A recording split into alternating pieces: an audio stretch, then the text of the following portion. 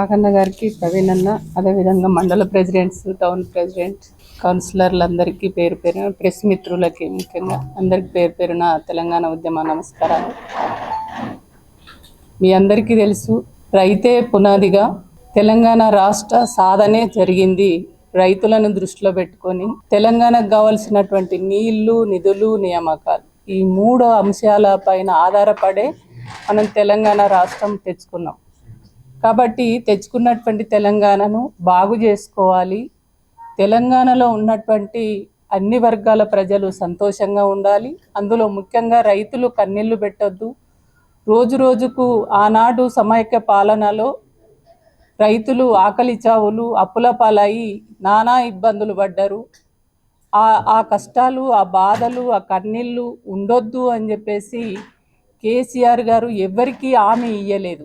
కానీ నా ప్రజలు మంచిగా ఉండాలి, నా రైతులు మంచిగా ఉండాలి, సంతోషంగా ఉండాలి, మా రాష్ట్రం మంచిగా 9 అంటే దేశంలోనే 29 రాష్ట్రాలలో తెలంగాణ రాష్ట్రం అభివృద్ధిలో ముందుండాలనేటువంటి ఒక మంచి సంకల్పంతో ఈ రాష్ట్రాన్ని తెచ్చుకున్న తర్వాత, కొట్లాడి తెచ్చుకున్న తెలంగాణను బాగు చేయాలనేటువంటి ఒక్క సంకల్పంతో ఎవ్వరు అడగకుండా, ఎవ్వరు ఇది కావాలని దరఖాస్తులు ఇచ్చి దండం పెట్టకపోయినా మా ప్రజల కోసం నేను చేయాలి, నా బాధ్యత, ఒక ఉద్యమకారుడిగా నేను కొట్లాడి తెచ్చిన తెలంగాణను బాగు చేయాలనేటువంటి ఉద్దేశంతో ఆనాడు కరెంటు గోస ఎంత గోస ఉండేనో తెలుసు మనందరికీ. తెలంగాణ రైతులకు తెలుసు, తెలంగాణ ప్రజలు ప్రతి ఒక్కరికి కూడా తెలుసు. కాబట్టి మొదటగా 24 గంటల కరెంటు ఇవ్వాలి అని చెప్పేసి ఆ సమస్యను తక్షణమే పరిష్కారం చేసినటువంటి వ్యక్తి మన ఉద్యమ నేత కేసీఆర్ గారు. అదే కాకుండా మరి కరెంట్ అయితే వచ్చింది, మరి కరెంటుకు తోడు మా రైతన్నలు 2 పంటలు పండించుకోవాలి. మరి 2 పంటలు పండాలంటే వాళ్ళకు నీళ్లు కావాలి. మరి ఆ నీళ్లు తెచ్చుకోవడం కోసం దానికి సంబంధించిన వనరులను సమకూర్చుకోవాలనేటువంటి ఉద్దేశంతో ఇవాళ ప్రాజెక్టుల నిర్మాణం, దానికి తోడు మీ అందరికీ తెలుసు మిషన్ కాకతీయ ద్వారా చెరువులన్నిటిని కూడా పూడికలు తీయించి చెరువులు అంటే నాకు నిజంగా కరీంనగర్ నుంచి ఇట్లా వస్తుంటే, ఏది ఆ కుదురుపక్క బ్రిడ్జ్ నుంచి ఇట్లా వస్తుంటే ఇది ఒక ప్రాజెక్టు కాదు, ఒక సముద్రం లాగా కనపడేది. ఆ నీళ్లు, ఆ వాతావరణం, ఆ పరిస్థితి. కానీ ఇప్పుడు చూస్తే ఆ నీళ్లు అడగంటకపోయినటువంటి పరిస్థితి మనం చూస్తూ ఉన్నాం.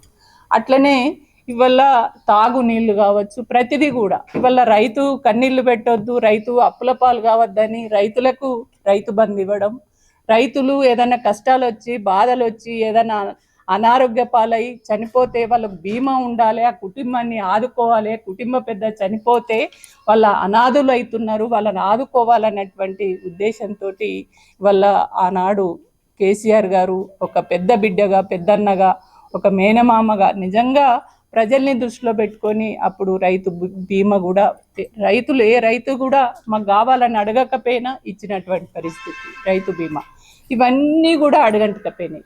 ఆనాడు ఒక ఉద్యమ బిడ్డ తెలంగాణ ప్రజలను దృష్టిలో పెట్టుకొని ఏ పథకాలు అయితే తీసుకొచ్చిర్రో, ఏ పనులైతే రైతులను, ప్రజలను, తెలంగాణ ప్రజలను దృష్టిలో పెట్టుకొని పనులు చేసిండ్రో అవన్నీ కూడా మూలపడేసినటువంటి పరిస్థితి. అదే ఇందాకనే చెప్పిండ్రు, ఆగన్న చెప్పిండు, రేవంత్ రెడ్డి మాట్లాడిన మాటలు కూడా మీరు విన్నారు. ఆయన ఏమేమి హామీలు ఇచ్చిండు, మరి ఇచ్చినటువంటి హామీలలో ఏదైనా నెరవేరిందంటే లేదు.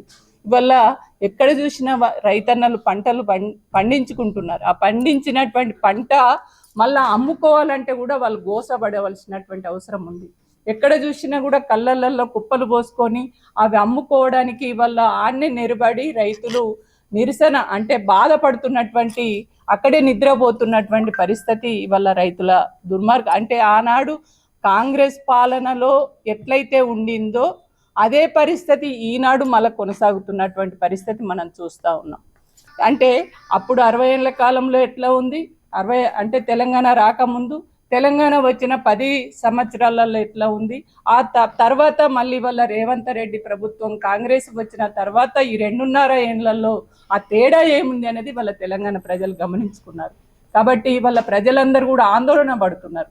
అరే ఇవాళ రేవంత్ రెడ్డి అనేటువంటి ఆనాడు తెలంగాణ వ్యతిరేకి, తెలంగాణ ద్రోహి, ఆయన చెప్పినటువంటి హామీలు ఏదైతే 6 గ్యారంటీలు 420 హామీలు ఏవైతే ఇచ్చిండో ఆ ఇచ్చినటువంటి హామీలు చేస్తాడేమో అనేటువంటి నమ్ముతిమి, మోసపోతిమి.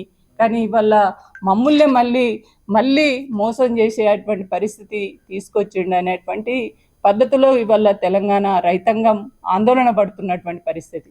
కాబట్టి అది దృష్టిలో పెట్టుకునే ఇవాళ రైతులందరికీ మేము ఒకటే, బీఆర్ఎస్ పార్టీ భారత రాష్ట్ర సమితి ఒకటే విజ్ఞప్తి చేస్తుంది. ఆనాడు తెలంగాణ ప్రజల కోసం, తెలంగాణ రైతుల కోసం పుట్టినటువంటి పార్టీ, తెలంగాణ ప్రజల ఆకాంక్షను నెరవేర్చడం కోసం పుట్టినటువంటి పార్టీ బీఆర్ఎస్ పార్టీ. కాబట్టి ఎప్పుడు కూడా ప్రజా సమస్యల పరిష్కారం కోసమే కొట్లాడేటువంటి పార్టీ బీఆర్ఎస్ పార్టీ. కాబట్టి అందుకనే ఇవాళ రేవంత్ రెడ్డి నిన్న క్యాబినెట్లో ఏదైతే ఇవాళ చెప్పిండో మా చేతులేం లేదు అని చెప్పి చేతులు ఎత్తేసి కేంద్రం ఎంత ఏది కొనమంటే గదే కొంటాం మా చేతుల్లో లేదని అన్నాడు. ఆ రోజు నువ్వు మాట్లాడిన మాటలేంది, ఇవాళ నువ్వు చేస్తున్న చేతలేంది అని చెప్పేసి. కాబట్టి మీరు అధైర్యపడకండి, ధైర్యంగా ఉండండి. ఖచ్చితంగా బీఆర్ఎస్ పార్టీ మీకు అండగా ఉంటుందని చెప్పేసి చెప్పడానికే ఇవాళ మేము అన్ని రాష్ట్ర వ్యాప్తంగా అన్ని నియోజకవర్గాలలో బీఆర్ఎస్ పార్టీ ఇవాళ ప్రెస్ కాన్ఫరెన్సులు పెట్టి మేము మీకు అండగా ఉంటామని చెప్పడం జరిగింది. కాబట్టి రైతన్నలకు కూడా మేము ఒకటే పిలుపునిస్తున్నాం, మీ సమస్యల పరిష్కారం కోసం ఖచ్చితంగా రేవంత్ రెడ్డి చేస్తున్నటువంటి మోసాన్ని ఎండగట్టండి, మీరు బయటకు రండి, మీరు ఆందోళన చేయండి. మీకు తోడుగా భారత రాష్ట్ర సమితి ఉంటుందని చెప్పేసి ఈ సందర్భంగా తెలియజేస్తున్నాను. జై తెలంగాణ. జై తెలంగాణ.